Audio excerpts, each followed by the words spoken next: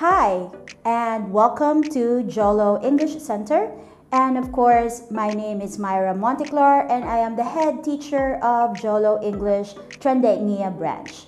So this day, I would like to share to you how are we going to approach the speaking part 3 when it comes to the hardest or how to deal with difficult questions. So now, I would like to give you a very brief overview of what speaking part 3 is all about first. Are you ready? First, I would like to tell you that all of you know maybe about speaking part 3 is one of the considered to be the hardest part of the speaking skills in IELTS. It's a two-way discussion. Again, it's also a 3 to 5 minute discussion with the examiner. Most of the time, examiners ask you about 4 to 6 questions within the time duration. And most of the questions are for general topics, which are very much related to your topic 2 or your part 2. So now, I would like to give you what makes speaking part 3 difficult. Many students ask, "Teacher, why is this difficult?" Yes, because most of the topic in speaking part 3 are questions which are not so familiar to the students or to the candidates. Then, another thing is about the lack of vocabulary. Why is this so? Maybe because they are not so keen on knowing things about what's going on around us, what is the current issue, and so on with many things. Another thing is how they can connect the ideas. These 3 are the major reasons why it's so difficult for the student or the candidate to deal with speaking part 3. Now, I would like to say there are several ways to tackle the complicated topic questions in part 3.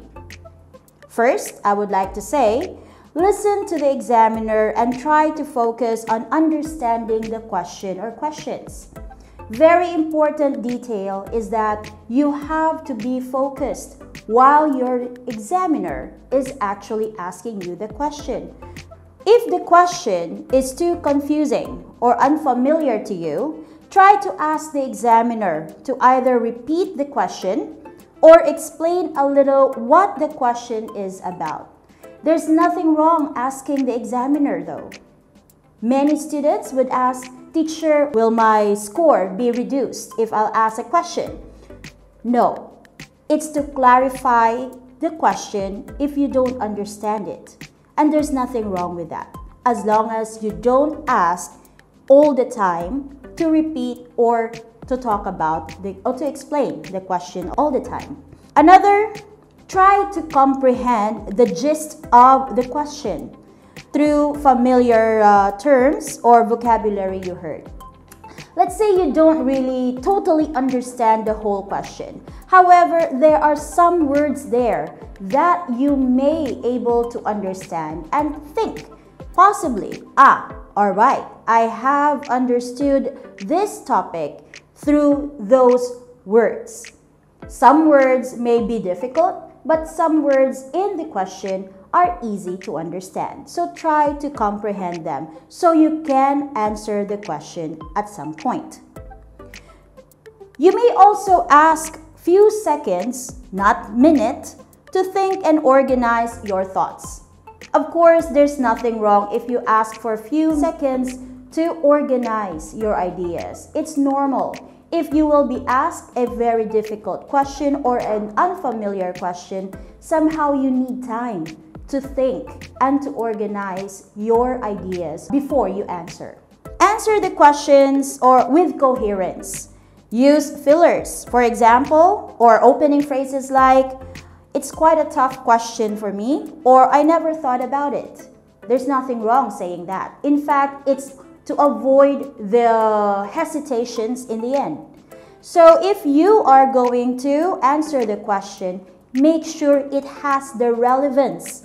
Do not answer or out of topic. Give reasons and examples to support your opinion. Very important part in speaking part 3 is that you have to give your reason about your opinion. Not just a very short sentence, and not also a very, very long sentence. But of course, these two, your reasoning and your giving of example, are two important matters in your answer. Another is, do not overthink.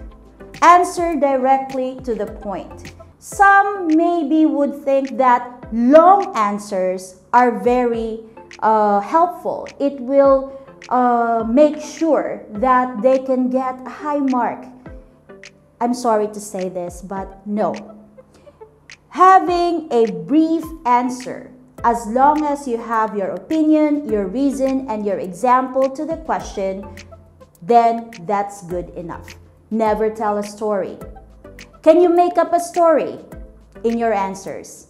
Yes, you may, if it's necessary to do so. Always try paraphrasing your lexes or your vocabs. It's always been a topic of discussion in every IELTS courses that you have to paraphrase your words as always. Do not copy the same words from your question. You have to try your best to say something in a different term. Of course, you can use your idioms, you can use collocations, you can use synonyms as much as you can. Another thing is, never say, I don't know. When your examiner asks you an unfamiliar question, never say, I don't know. I can't understand, or I have no idea about this topic. If you can, try to answer by saying, I don't think I can, I have an idea about this question. You give a reason why you can't actually answer the question. And then your examiner will go forward or move on to another question. Does it have a reduction to the score? There's none. So rest assured, it's not a problem if you can't ask or answer the question all the time. However, you must try your best to really answer the questions, whatever the questions are. One more thing, how are you going to answer properly? Is you need to relax. The more you're nervous, the more you lose focus in the speaking test. Many times it happens that if a student loses or being so tensed during the test, might as well, or it could happen at all times that he or she loses the focus or may have what we call mental block. So again, another thing, you might not be able to answer the question. The question is hard, the more you will be nervous. So please try to be relaxed during the test. Alright, let's have few things in here. In fact, I prepared some sample questions and you guys can actually try to answer in your own time. Here we can have number 1, is it important for leaders to be decisive? Okay. Number 2, how important is listening to political leaders? I don't know if you like this kind of topic though, but hopefully. Number 3, what is the relationship between law and justice? Number 4, how much intelligence change during a lifetime and how much of it is fixed? Number 5, does the government have the responsibility to fix certain things? So, I hope you got a lot of ideas about how you can deal with very, or not very difficult, but something which are unfamiliar topics to you. So try as much as possible to make sure that you are well informed, since nowadays topics could be very relevant to day-to-day situation. So how are you going to deal with unfamiliar words or unfamiliar question is not that difficult anyway. It's just how you make yourself more adapted or more flexible, working on your ideas when it comes to the structures of answering the speaking part 3. So if you have some questions, you can actually ask and try to send us an email or messages in our website, and we will try our best to create a very good communication, and also our aim is to help you gain or get into your desired band scores. Hopefully, we will hear from you soon. Thank you and have a good day.